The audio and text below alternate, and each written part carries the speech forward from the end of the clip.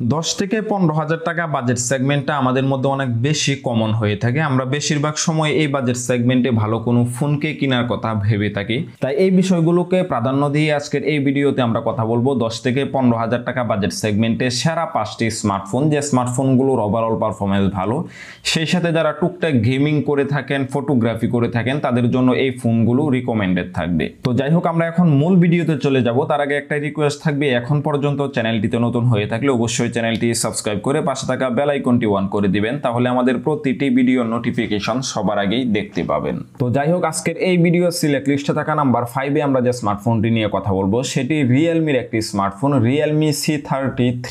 ফোনটিতে আমরা ডিসপ্লে হিসাবে পেয়ে যাব 6.5 ইঞ্চির IPS LCD একটি ডিসপ্লে, যা HD+ রেজুলেশনের, যাতে রয়েছে 120 হার্জের রিফ্রেশ রেট। এই ফোনটিতে আমরা প্রসেসর হিসাবে পেয়ে যাব ইউনিসক টাইগার T612 একটি চিপসেট, যার GPU হিসাবে রাখা হয়েছে Mali G57। ফোনটিতে র্যাম থাকবে 4GB, স্টোরেজ থাকবে 64GB। ফোনটির ক্যামেরা সেটআপ নিয়ে কথা বলতে গেলে এই ফোনটিতে আমরা ব্যাক ক্যামেরা হিসাবে দেখতে পাবো 50 মেগাপিক্সেলের ক্যামেরা। সেলফি ক্যামেরা হিসাবে ইউজ করা হয়েছে 5 মেগাপিক্সেলের ক্যামেরা। ফোনটিতে ব্যাটারি হিসাবে রয়েছে 5000 mAh এর ব্যাটারি। এই ফোনটি আপনারা দুটি ভেরিয়েন্টে মার্কেটগুলোতে অফিসিয়ালি পেয়ে যাবেন, 3GBর পাশাপাশি 32GB, যার বর্তমান বাংলাদেশের অফিসিয়াল প্রাইস রয়েছে 12,990 টাকা, অর্থাৎ 13,000 টাকা। আরও একটি ভেরিয়েন্ট রয়েছে 4GBর পাশাপাশি 64GB, যার বর্তমান বাংলাদেশের অফিসিয়াল প্রাইস রয়েছে 14,999 টাকা, অর্থাৎ 15,000 টাকা। 15,000 টাকা বাজেট সেগমেন্টে যদি আমরা চিন্তা করি, তাহলে রিয়েলমির এই ফোনটি আমাদেরকে ভালো একটা কনফিগারেশনে অফার করতেছে। যেহেতু বর্তমানে ফোনগুলোর প্রাইস অধিকাংশ ফোনের ক্ষেত্রেই বেশি, সেক্ষেত্রে কিন্তু এই ফোনটি বাজেট সেগমেন্টে বেস্ট একটি ফোন হতে পারে। যারা রিয়েলমি লাভার রয়েছেন তারা চাইলে এই ফোনটিকে নিতে পারেন। ফোনটির ডিসপ্লে পারফরমেন্স শুরু করে ব্যাটারি ব্যাকআপ এবং ক্যামেরা পারফরমেন্সটা ওভারঅল দিক থেকে বেস্ট রয়েছে। এরপর আমাদের সিলেক্ট লিস্টে থাকা নাম্বার 4-এ আমরা যে স্মার্টফোনটি নিয়ে কথা বলবো সেটি স্যামসুংয়ের একটি স্মার্টফোন, স্যামসুং Z47। ফোনটির কনফিগারেশন নিয়ে কথা বলতে গেলে ফোনটিতে রয়েছে 6.6 ইঞ্চির IPS LCD একটি ডিসপ্লে, যা HD+ রেজুলেশনের, যাতে রয়েছে 90 হার্জ রিফ্রেশ রেট। এই ফোনটিতে আমরা প্রসেসর হিসাবে পেয়ে যাব ইউনিসক টাইগার T606 এর একটি প্রসেসর। ফোনটির মেইন ক্যামেরা নিয়ে কথা বলতে গেলে আমরা প্রাইমারি ক্যামেরাটি পেয়ে যাব 52 মেগাপিক্সেলের।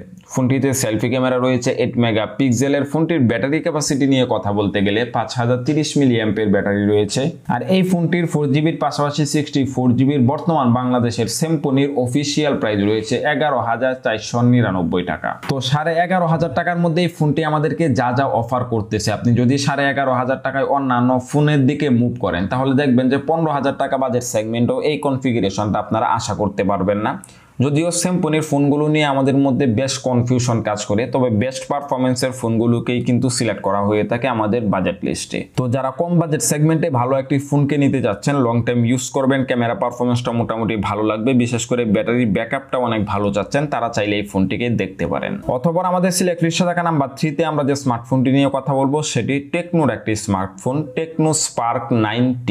ফোনটির কনফিগারেশন নিয়ে কথা বলতে গেলে ফোনটিতে আমরা পেয়ে যাব 6.6 ইঞ্চির IPS LCD একটি ডিসপ্লে, যা HD+ রেজুলেশনের। ফোনটিতে আমরা প্রসেসর হিসাবে পেয়ে যাব MediaTek Helio G37। ফোনটির মেইন ক্যামেরা নিয়ে কথা বলতে গেলে এই ফোনটিতে আমরা পেয়ে যাব 13 মেগাপিক্সেলের ক্যামেরা। ফোনটিতে সেলফি ক্যামেরা পেয়ে যাব 32 মেগাপিক্সেলের ক্যামেরা। র্যাম থাকবে 4GB, স্টোরেজ থাকবে 128GB।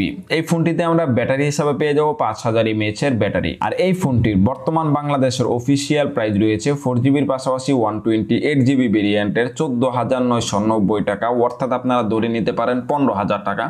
তবে এই ফোনটার মধ্যে কিন্তু আপনারা 4 থেকে 500 টাকার মতো ডিসকাউন্ট পেয়ে যাবেন। তো 14,500 টাকায় কিন্তু টেকনোর এই ফোনটিও আমাদেরকে ভালো একটা কনফিগারেশনে অফার করতেছে। যারা লং টাইম ইউজের জন্য কোনো ফোনকে নিতে চাচ্ছেন, ফোনটার ওভারঅল ডিজাইন এবং পারফরমেন্সটা মোটামুটি ভালো লাগবে, তারা চাইলে টেকনোর এই ফোনটির দিকে যেতে পারেন। অথবা আমাদের সিলেক্ট লিস্টে থাকা নাম্বার 2-তে আমরা যে স্মার্টফোনটি নিয়ে কথা বলবো সেটি রেডমির একটি স্মার্টফোন। যারা 15,000 টাকা বাজেট সেগমেন্টে রেডমির ভালো একটি ফোনকে নিতে চাচ্ছেন, তাদের জন্য এই ফোনটি হতে পারে বেস্ট রিকমেন্ডেড একটি স্মার্টফোন। ফোনটির কনফিগারেশন নিয়ে কথা বলতে গেলে ফোনটিতে আমরা পেয়ে যাব 6.71 ইঞ্চির IPS LCD একটি ডিসপ্লে, যা HD+ রেজুলেশনের। ফোনটিতে আমরা প্রসেসর হিসাবে পেয়ে যাব Qualcomm Snapdragon 618, যা একটি 4G প্রসেসর। যার জিপিইউ হিসাবে রাখা হয়েছে Adreno 610। ফোনটিতে র্যাম থাকবে 4GB, স্টোরেজ থাকবে 64GB।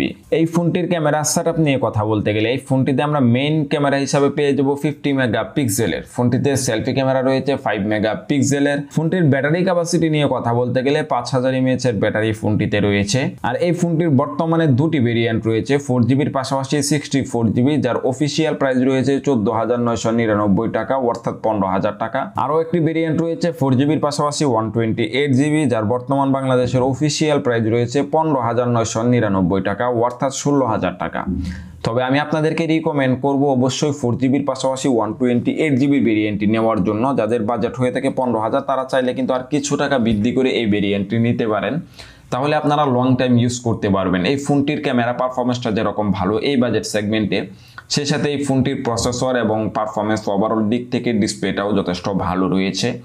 তো লং টার্ম ইউজের পাশাপাশি ডিসপ্লে পারফরমেন্স এবং টুকটাক গেমিং করবেন, ফটোগ্রাফি করবেন, তাদের জন্য এই ফোনটি বেস্ট রিকমেন্ডেড একটি স্মার্টফোন। এরপর আমাদের সিলেক্ট লিস্টে থাকা সর্বশেষ অর্থাৎ নাম্বার 1-এ আমরা যে স্মার্টফোনটিকে সিলেক্ট করে রাখছি সেটি ইনফিনিক্সের একটি স্মার্টফোন, ইনফিনিক্স হট 12। ফোনটির কনফিগারেশন নিয়ে কথা বলতে গেলে ফোনটিতে আমরা পেয়ে যাব 6.82 ইঞ্চির IPS LCDর একটি ডিসপ্লে, যাতে রয়েছে 90 Hz রিফ্রেশ রেট। এই ফোনটিতে আমরা প্রসেসর হিসেবে পেয়ে যাব MediaTek Helio G85।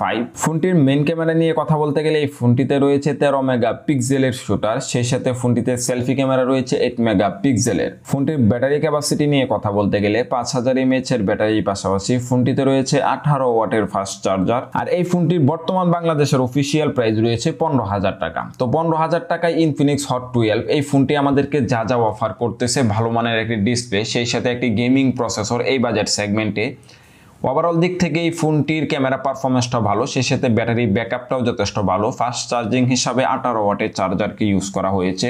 আমরা সকলে অবগত আছি গত বছরেও কিন্তু 15,000 টাকা বাজেট সেগমেন্টে সবথেকে বেস্ট ফোন ছিল ইনফিনিক্স হট 11। তো এই ফোনটিরই কিন্তু এটি একটি আপডেট ভার্সন, যার জন্য এই ফোনটির ওভারঅল দিক থেকে কিন্তু পারফরমেন্স যথেষ্ট ভালোই রাখা হয়েছে।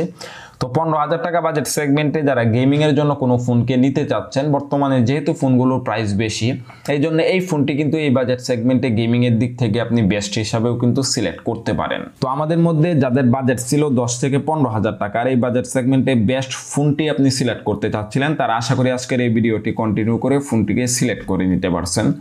তো আজকের এই ভিডিওটি এই পর্যন্ত। ভিডিওটি ভালো লাগলে অবশ্যই ভিডিওতে লাইক, কমেন্ট এবং শেয়ার করতে ভুলবেন না। পরবর্তীতে দেখা হচ্ছে আবারও নতুন একটি ভিডিও নিয়ে। আল্লাহ হাফেজ।